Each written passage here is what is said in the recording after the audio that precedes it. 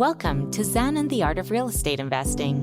What if you could learn from experienced real estate investors, find out what got them to where they are now, get insight into their daily habits, and take these insights to inspire your own growth?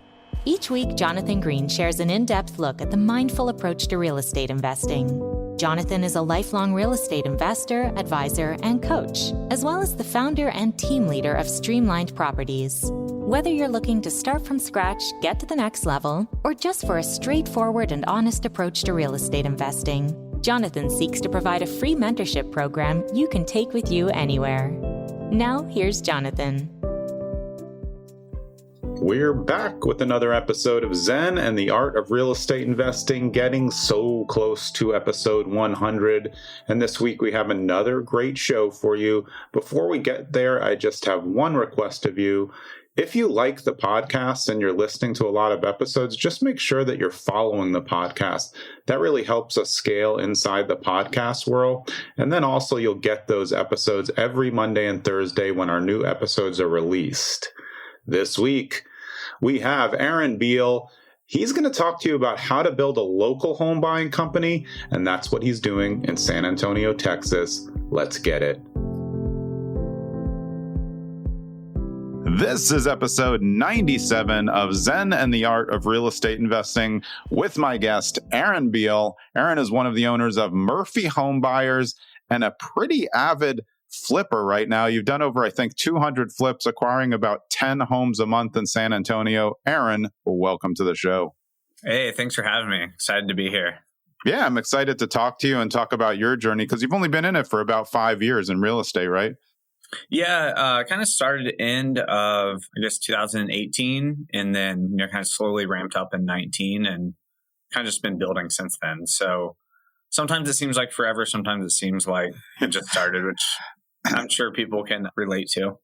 Yeah. What led you to real estate? I mean, what was the thing that really tipped you off? Was like, ooh, I want to do this now.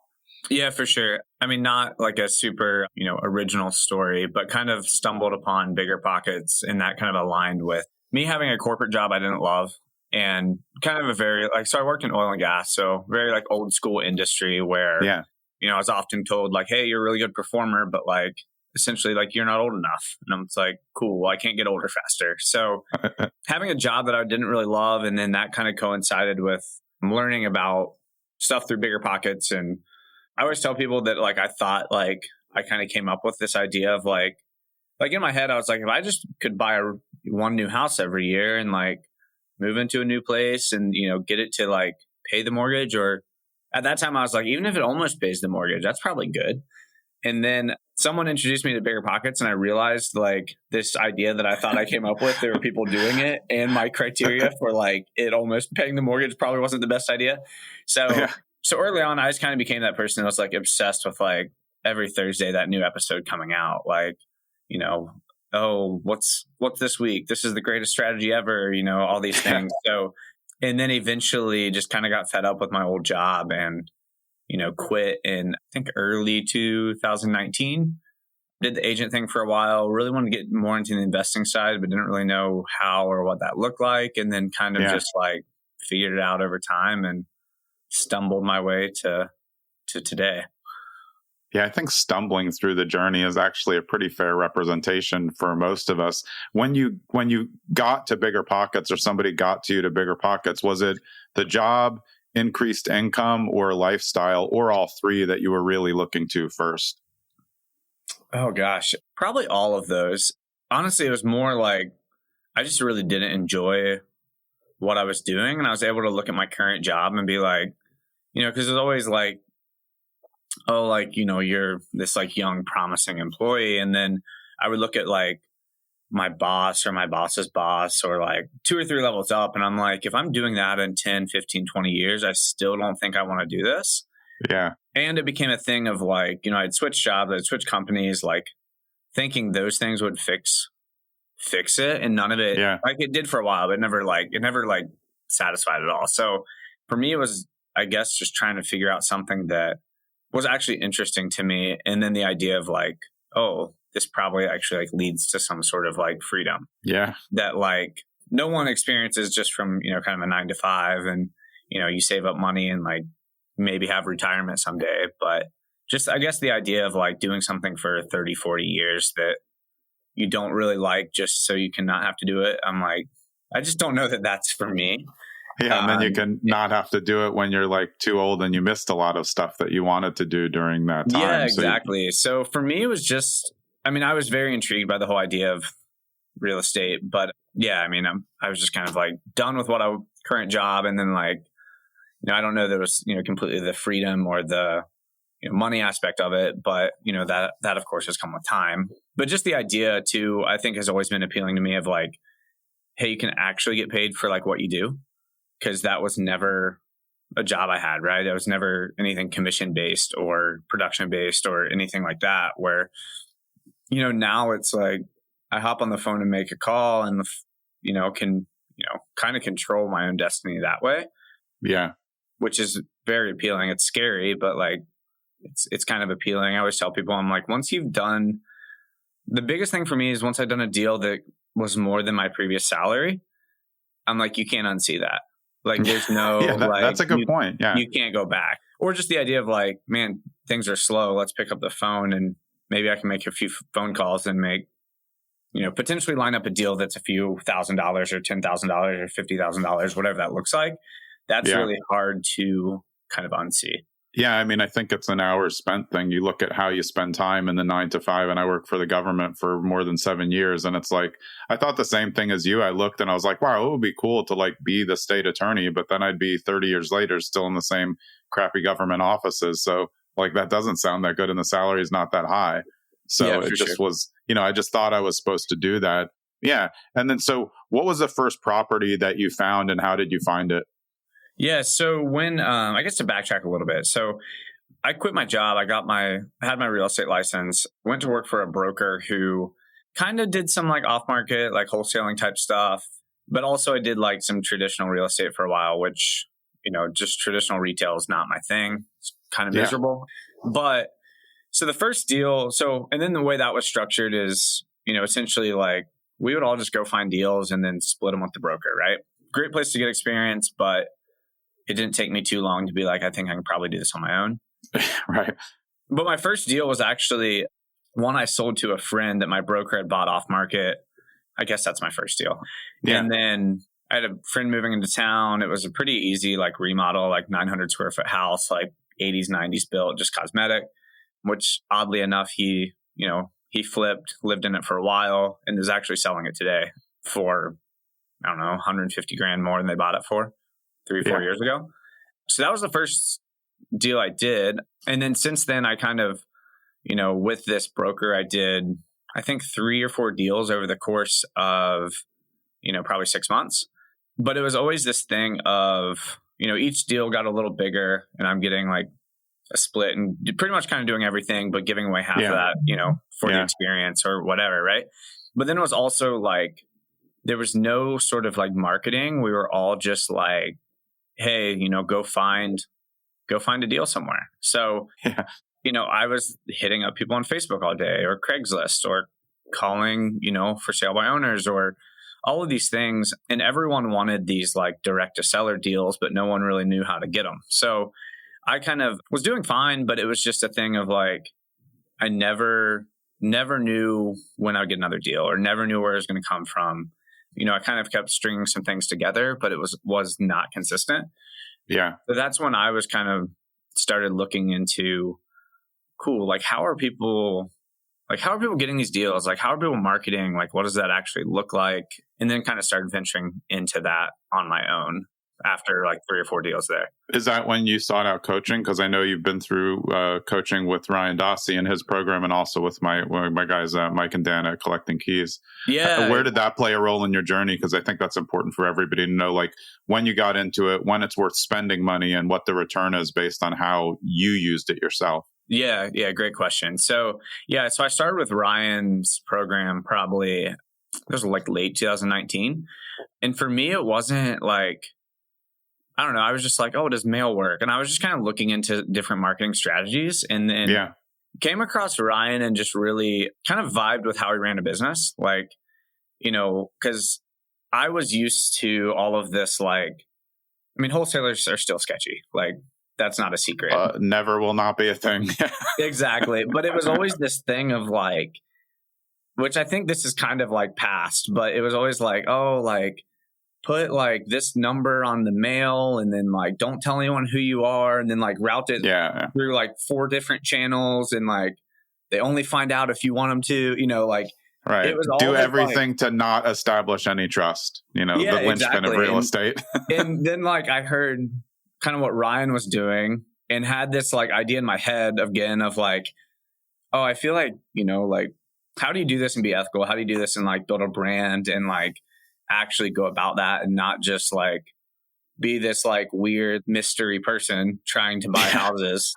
Yeah. So I kind of connected with that and then got started with his program. And that's where I met Mike and Dan because they kind of joined at the same time. And, yeah, you know, I met a ton of good people there and I guess just really liked, you know, that community. And I think it's a thing of, as far as like coaching or masterminds, like there's good, there's bad. Like I've done ones I wouldn't do again. I've spent money on ones that are completely worth it.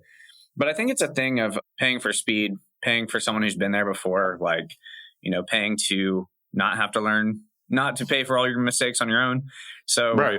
I mean, I know people have mixed opinions and especially in the bigger pockets community, it seems like people are like, oh, you can get everything on YouTube. And it's like, you can, but will you? And you know, yeah, it doesn't create action. I think a lot of people, especially for, you know, through all these episodes, a lot of people who paid, I actually think most coaching fails just because of user error. I don't really think that, even though I think there's a lot of kind of like guru fake coaching out there, the actual content is fine because they've reproduced it from somebody else. Like if you just do the stuff that they tell you, whatever you spend, it will probably work. There's not a lot of like real estate fake gurus out there who are just telling you to like, you know, throw the money in the air and like you're going to get real estate. Like the stuff's in there. So I find that, like you were saying, people, sure, you can find a ton in the forums on Bigger Pockets and on YouTube, but that's not really going to be the thing that helps you take action. I feel like it's not just paying the money so you have accountability to yourself, but like you said, all the people that you meet inside these coaching is just as important, if not more, than the actual coach or whoever's running the program. Because then you see other people like at the same level as you or a little above or a little below, and you're like, wow, okay, they just got 11 deals. Like I can do this. Is that how it kind of like kept going for you even up until now? Yeah, absolutely. And I think, I guess one thing I see with any sort of like mastermind or coaching program, there's people that make it work and there's people that don't. And for me, it was a thing of like a resolve from the beginning of like, I'm going to figure this stuff out or I'm going to like fall on my face until I have to like go back and beg for my old job or something. But like, there was no like, hey, like, let's see if this works, which I think is the big thing that you see amongst people that, you know, have success or don't is, you know, I think a lot of people just kind of want to put their toe in the water. And exactly. I was thinking that exactly. Right? Yeah. That's actually the visual I was looking at is like you're putting both feet in the boat and like you're just going to like go and you're going to keep going. It's going to work because you are obviously motivated to do it. But we all know those other people, the same ones we were just talking about, you know, they're in there, but they're like, don't show up to all the masterminds. And then they're like, hey, how'd you get that deal? And it's like, well, we went over it last week when all of us were talking and like now 3 of us are JVing and nobody even knows who you are, right? Yeah. That's who we're talking about. Yeah, absolutely. And like Mike and I became friends because we were both like 3 months into spending like more money than we could afford to spend on marketing. And we were like, what are we going to do if this doesn't work? Like, that's like literally how we connected because we both were like in this thing of like, we're running out of money and not getting deals, but we're like committed to make this happen. So, and it's funny because it's like, you know, how we connected, right? So, you know, I think it's just eventually like if you stick to it, you know, you'll figure it out. But I think there's a lot of people that, it's like, cool, I wanted this just like the work to be done for me, which is never going to happen. Yeah. Or there's not committed. So all this stuff works like regardless of like what methods, what marketing, what asset class, like it all works. It's just, you know, figuring out kind of what fits you, your personality, the life you want, all those things. And then, you know, committing to actually seeing it through. But I mean, I'm the person that like day one was like, I'm reading every single book on like negotiations and sales. And like, I'm listening to like every podcast. I'm like constantly like just completely committed to like learning, getting better. Like, and it's like, cool. If I read a whole book and learn like one line that's going to help me with like closing a deal, like it's worth it. So I was just like all in on all that stuff pretty early. And then, as I made money, it was always just like pour it back in, like, cool. Well, like that marketing budget of $2,000 a month was tough, but like, I just flipped this house and now I have 10 grand. So like, let's double the marketing, and let's see what happens. So that's always kind of been my approach with scaling, growing, and just kind of, reinvesting. Yeah. Well, I mean, I think one, you're treating it like a business where a lot are treating it as a job or side hustle or something that's going to generate on its own and hiring like 11 VAs when they don't even know what the VAs are doing, and I don't think that's a great scale for the business. But I think it's also the way that you've approached it, and I went through your site at Murphy Homebuyers, you are doing exactly what I would say, tell somebody to do, which is, telling someone like, if you want to be a good wholesaler, like you have to be transparent. And you guys on your site is like, hey, we're local San Antonio residents. We buy for cash. Like, we're not trying to like, get the greatest deal. We're trying to find a win-win. Like, I feel like that's the best scale for wholesalers. And it certainly worked out for you. Do you think that, hey, like we're really locals has really helped you guys? Yeah. So, I mean, that's always been, a big thing for us. I mean, I've toyed with some of the virtual stuff, or even locally, if we stop running appointments, if we go virtual, but we do everything in person. Like, we're always going to look at the houses, unless they're a few hours away, then we'll, we'll like screen it a little more, but we're big on being like local. Like, we actually, like, if we contract it, we close it. We don't like try to get something too high and see if we can wholesale. Like, we're pretty much like, if we contract it, unless there's a title issue, like it's getting to closing, which has been our approach from day one. Whether we wholesale it, flip it, whatever, like if we contract it, we're good for it, sort of thing. And those are all things that we really like use to build trust with our sellers. Like, hey, we're local, like Open Door might give you more money, but like if anything happens, they also disappear and don't care about people, like, where to find them, right? They don't care about you at all. Yeah, exactly. That's a good point though. And I do, especially in San Antonio, like you do have to balance like, hey, us versus Open Door, us versus fake wholesalers who don't have cash. I mean, I think that's good. I always used to be if I was at an appointment early on, with like 5 wholesalers, I would just tell the seller, because I didn't like to do multi appointments, when it's like a cattle call, I would just say, well, just ask everybody for a proof of funds on their phone. The people with money can show you that they have money. And then they would do it and everybody would leave. So it's like, you can figure it out. Well, and that's the thing too. Like, I'm like, cool. Like, I tell people, I'm like, even if like, regardless of if you want to work with us or not, like do your homework on people. Cause like what I don't want to see to happen to sellers is, in 90 days, you call me back and we're starting over because like you thought you had something you didn't for like $1 more, right? Like, like you can like search our company name in the county records and like you'll see a bunch of stuff pop up, right? Like I can send you the tax records for everything I currently own, So all of those things that as we've built over time, it's a lot easier. Like when you're trying to get your first deal, and the credibility part's a little harder because you can't lean on experience of, there's so many times now we've bought multiple houses on the same street. Like we had an appointment on one yesterday and we have a flip listed 3 houses down. So it's like, that stuff's really easy for credibility when you're at the point where you're like, hey, I've bought houses on the street before. It looks a little more difficult when you're first starting out and you haven't bought that house yet, or you haven't done that many deals. But, I think there's definitely ways around that in the beginning, but thankfully one of those things that with time it gets a little easier of like, hey, I don't have to like pretend I'm like proving this. Like I have a resume, like I can show you that, right? Like I can show you that we buy stuff or connect you with other people or whatever that looks like.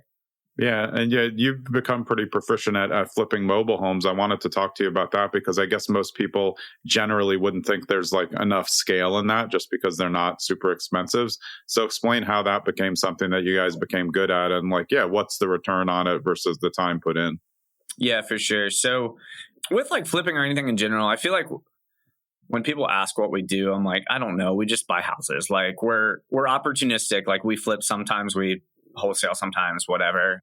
And that's very much been the approach with mobile homes too. Of honestly, it was something I started looking into because I was mailing here and the response rates are like complete garbage because we're we're a huge city, and I would go look at a house, and I had a lady one time tell me like, oh, well, you're one of, 35 people coming to look at the house in the next 2 days. Exactly. And I booked appointments 30 minutes apart for the next, and then like I make her an offer and she's like, well, I have 25 contracts, 12 of them are on the state form, like the TREC form. And then the other, 13 are all their own forms, and they range from, $100,000 to $200,000, and all the terms are different. I have no idea what I'm looking at. So like with just kind of general mail here, at least, that was kind of like, I mean, that's an extreme example, but that's kind of like what you're working. Yeah, but there's a lot of out-of-state investors who are focused on San Antonio for a long time, so that doesn't surprise me at all. And they, maybe they have boots on the ground to go there, but it's not all locals like you, so you do have an advantage in that case. But like, so I don't know, it was kind of a thing of, I think with mail, I've, experimented a lot, and with all marketing, but that's the thing of like, if you're just mailing like people with equity or absentees here, it's like you're kind of lighting money on fire.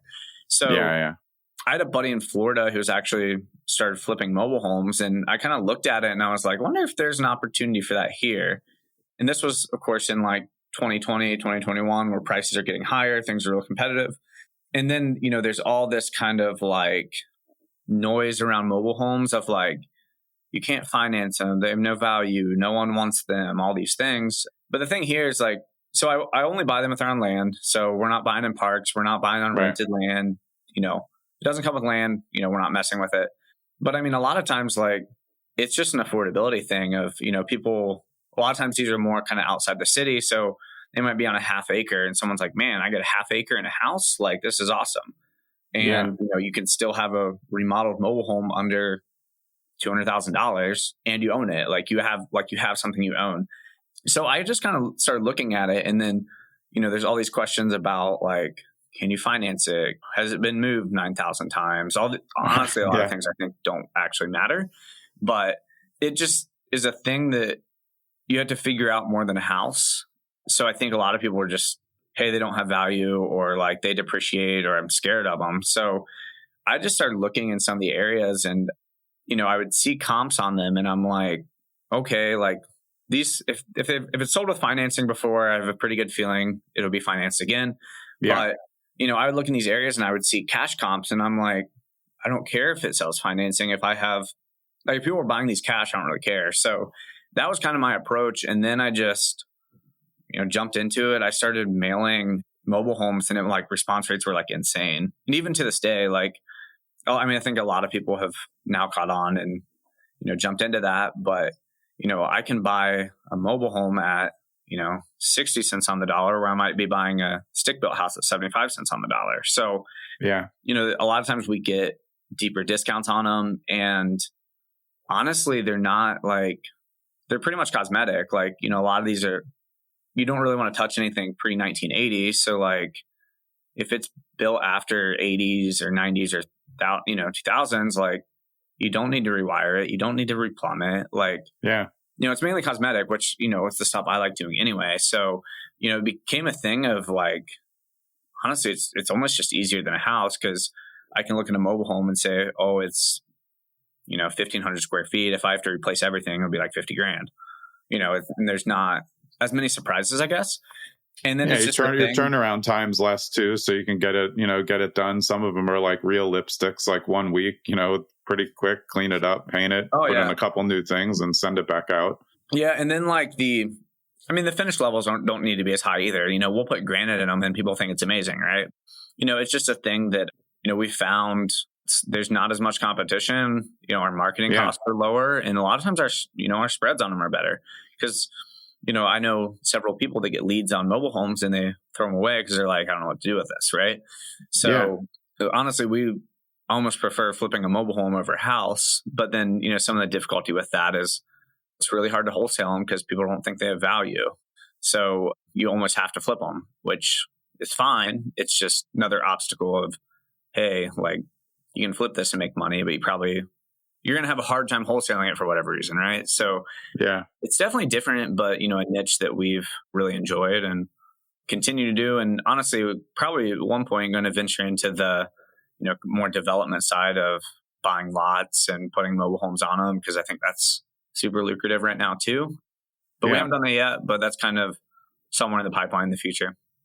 Yeah, I mean, it solves a lot of affordable housing issues. I've had Franco Perez on who does mainly mobile home park renovations as well. And I think that we have to be looking into all of these alternative forms. But for you, like on the marketing and flip side, I think it's smart because you can know more about that. The other people maybe even in your area who are wholesaling may just toss you those leads because they don't want to deal with them.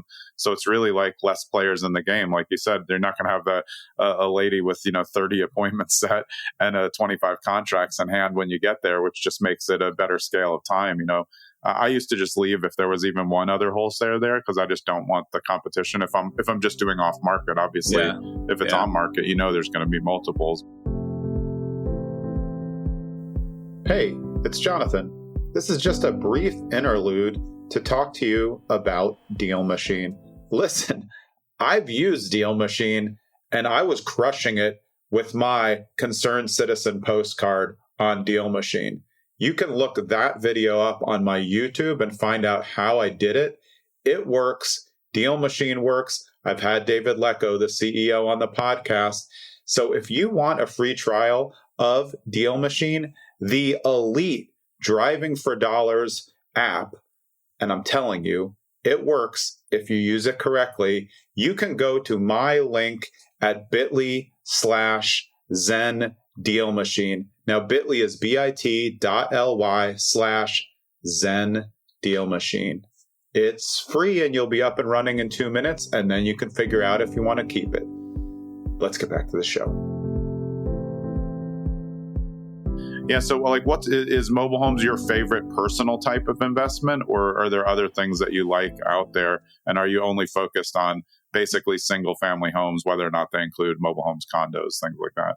Yeah, mobile homes are probably my favorite.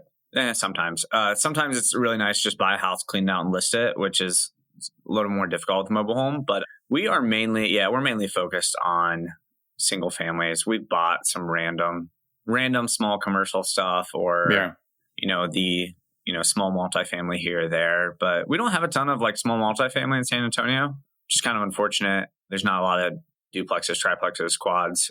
So I'd love to own more of those, but we just don't have a ton of them. But we're mainly focused on that. I like buying lots too. We bought a random ranch last year. Honestly, it's kind of just wherever things take us, but mainly it's single family residential for now, at least.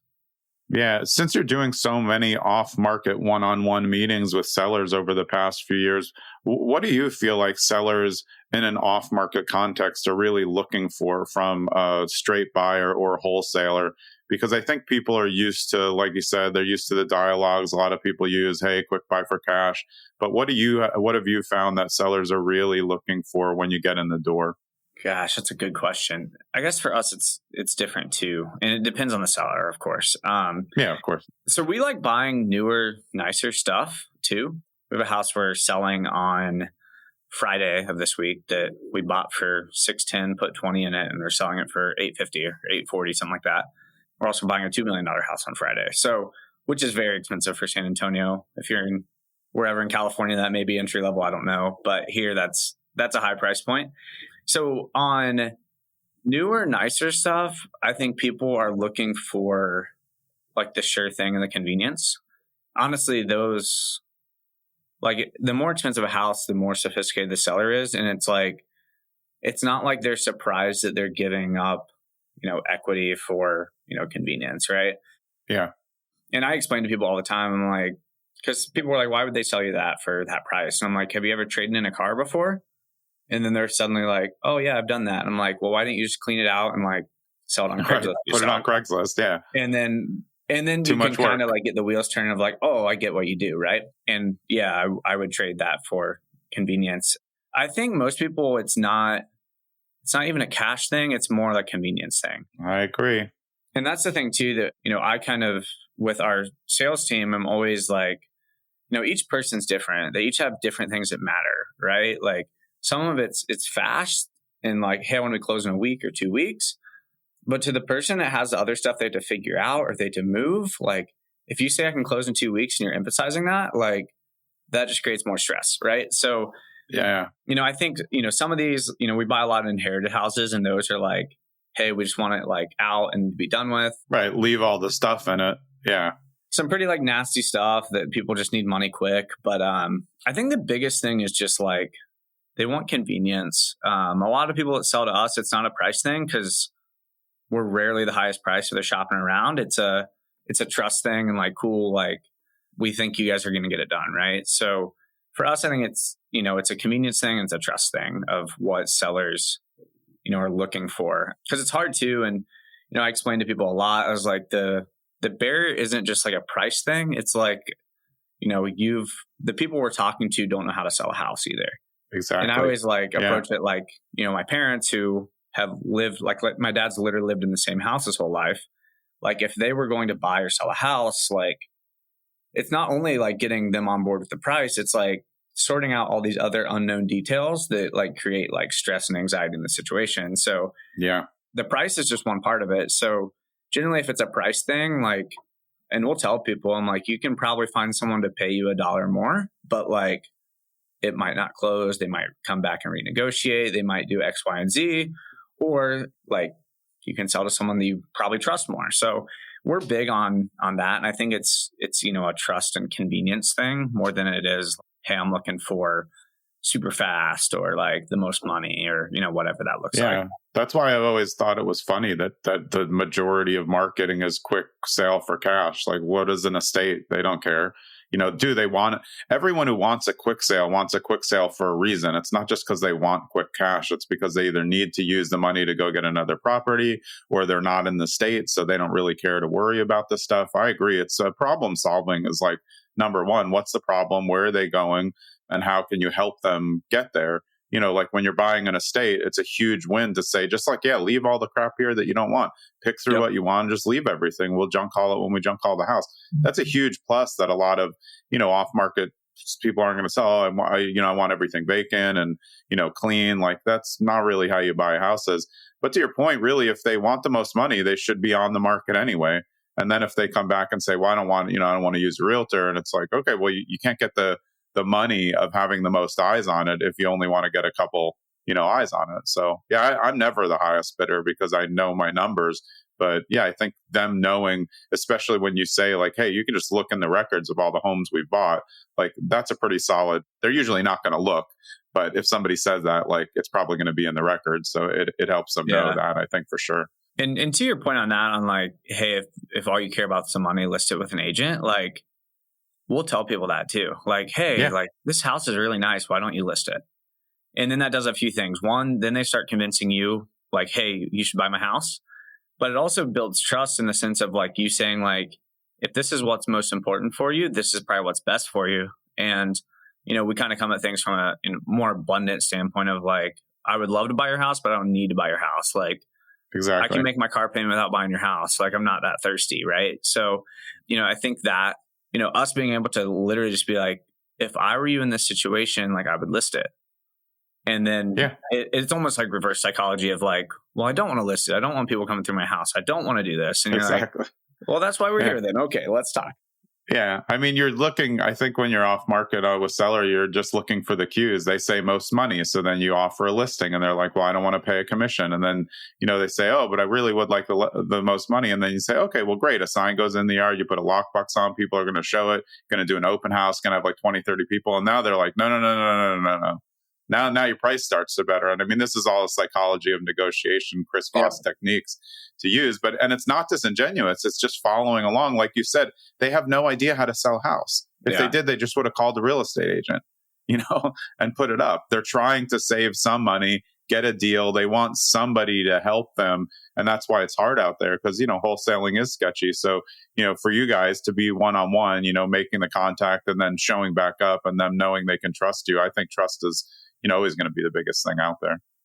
For sure. And that's like, I mean, from day one, just kind of how I wanted to build a company too of, we spend a lot of money on stuff that builds trust, right? Like, I've spent hundreds of thousands of dollars on SEO and, building website that, shows up on Google searches, right? Stuff that's not cheap that people don't know. Or, we do TV ads because if I come to their house and they've seen my face on TV, they think I'm famous, which is awful and embarrassing, but it works. No, it's a celebrity principle. Yeah, for so we sure. do a lot of stuff that, our goal is kind of being like omnipresent and like evergreen. So like, hey, like you might have got our mail piece and you might normally throw it away, but you're like, oh, I saw that guy on TV, or I've seen that guy. Oh, I Googled this and they came up, and then you go to our website and our ads chase you around forever, so it's all these things of, we do different marketing, but the idea is that, it's very like omnipresent and all kind of like works together, like cumulatively is kind of our approach to all of that. And all with this like envision of like, if I'm going to be doing this and be in this market for like ever, like what would be the best approach to that? Like not this like short-sighted, like, I'll like see if I can get a deal in a month. It's, like building for the like forever future is kind of how we've built this. Yeah, I think that's smart. I mean, I call it the spider web. It's like they can't get away from you, but you're kind of just like there. They bump into you. You're not like aggressively having to call or text them. It's like, I really do. TV, I think, is great. Radio, I think, is very, very undervalued for people.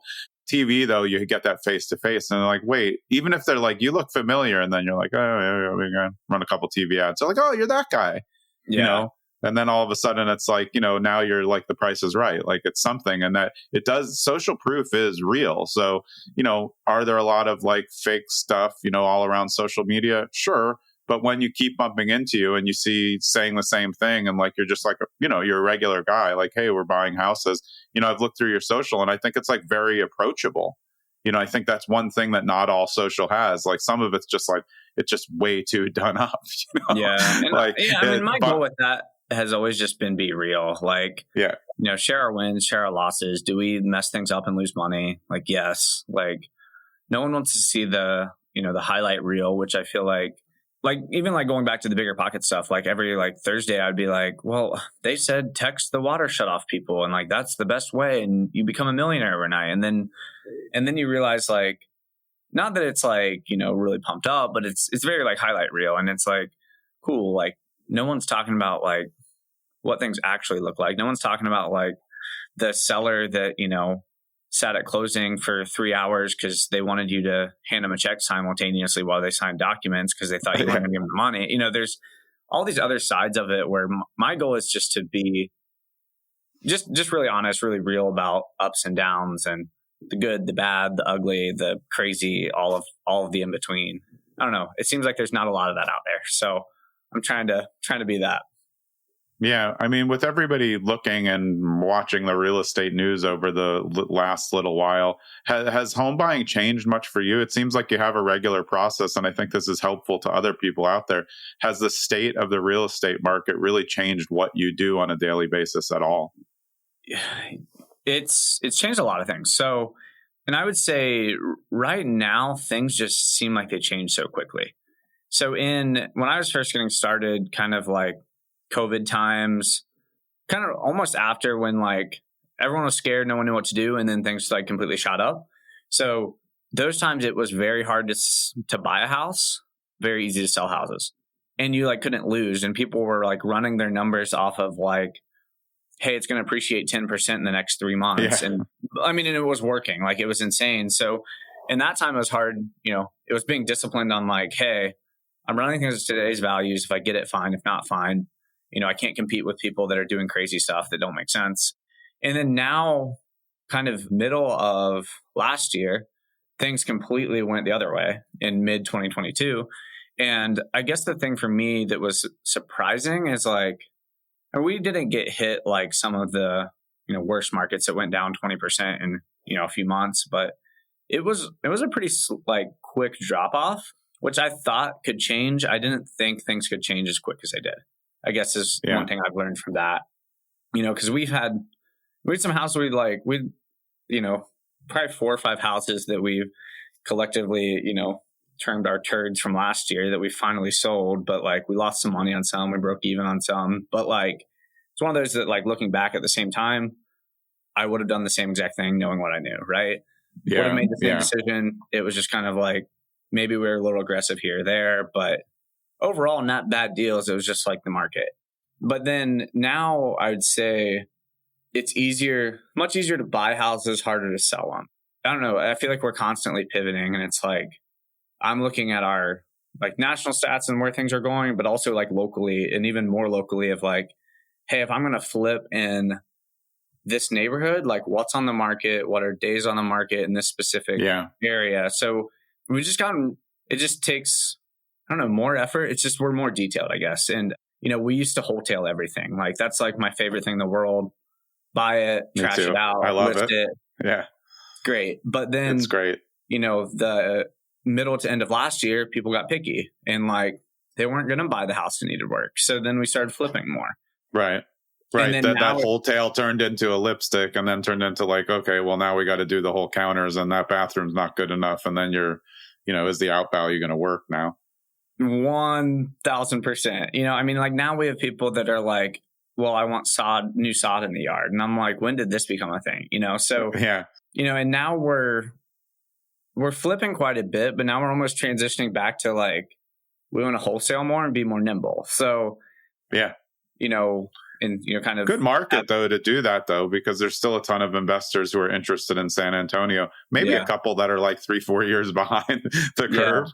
But it's definitely a market that you can wholesale in because there's a lot of out-of-state investors who are still coming down. And I've always said that good marketers become the best wholesalers because you're really just taking the good deals that you want for yourself. And you're not just sending out scraps. It's just deals that like the numbers are close for you, but they're not going to work. But like for someone who doesn't have volume, it's going to work for them. So it's like kind of a win-win there. Yeah. Or for us, honestly, it's a more preferential thing of like, we don't like certain areas, not because it's bad. It's not our thing. Right. So we kind of know what we like now. So, or we know what margins we need where that may be different than someone else. But I think the hardest thing in the past year and a half has just been the constant like changes and varying expectations. So like the big thing last summer is like we had a real slow summer because sellers are still hearing about like it's the hottest market ever. I can sell my house over list, and that's completely slowed down on the other side of people buying.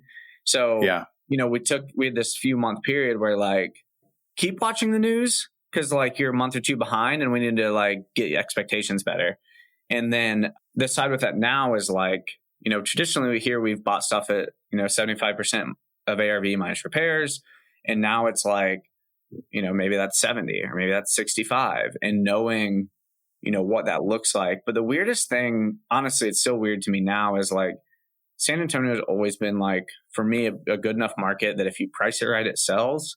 Yeah. And we're kind of in this territory in the past few months where like you might have your house priced completely right. It might be like great and no one's buying it. So that's our new challenge, right? Like, cool. You kind of have one shot to list it right.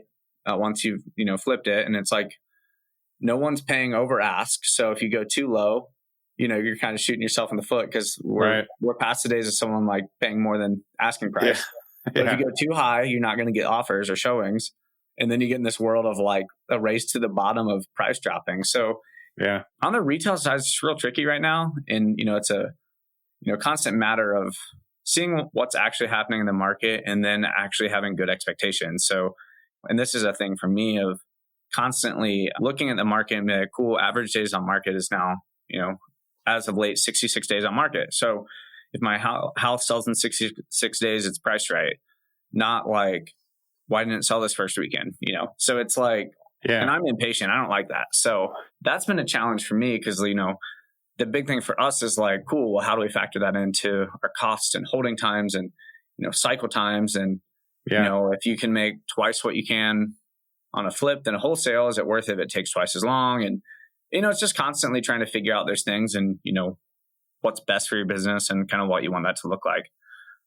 Yeah, that goes back to something that you just said, though, of moving it down from 75 to 70 to 65 to maybe 60, because really where it's all going to, make sense now is what you buy it for, because then you have a little bit more leverage on your pricing. So maybe you can price, aggressively, but a little bit lower instead of like, wow, I really have to get it here with the way that you describe the market. Like, not a good time to be like testing a price because nobody wants to be on a price reduction thing at all. I mean, you just want to get it sold. Awesome. Aaron, is the best place for people to get in touch with you, is that at murphyhomebuyers.com? Honestly, probably my Instagram. I'm pretty responsive there, and it's just Aaron.Bihl. The Murphy stuff is very like company outward facing. So if you do that, my ads are going to chase you around and I'm going to be frustrated that I'm paying for it. But no, I mean, so that's any of my like investing type stuff is all, Instagram, Facebook, a little bit of TikTok, whatever. But just Aaron.Bihl on Instagram is probably the best place to find me, reach out to me, whatever. Awesome. Yeah. And if you didn't look at the spelling when you clicked on the episode, it's Aaron.Bihl. That's how he spells Bihl. Aaron, I'm glad we got in touch. It was a pleasure to have you on the show, man. Yeah. Thanks for having me. I appreciate it, man. Yeah. I look forward to staying in touch and hear about more San Antonio stuff from you. So thanks a lot. That was Aaron Bihl from Murphy Homebuyers. I'm Jonathan Green. We'll see you next week. I hope you enjoyed that episode of Zen and the Art of Real Estate Investing with me, Jonathan Green. And I just want to remind you, and this is always an uncomfortable part, I don't want you to think that I'm begging for you to like, subscribe, follow, do whatever you have to do for the podcast, leave a 5-star review. But if you like the podcast and you think it adds value in the real estate investing sphere, then just do me a personal favor. Like the podcast, follow it, share it when you can with your friends, and be so kind as to write a 5-star review if you believe it deserves a 5-star review up against what else is out there. I would really appreciate it, and I hope you keep listening.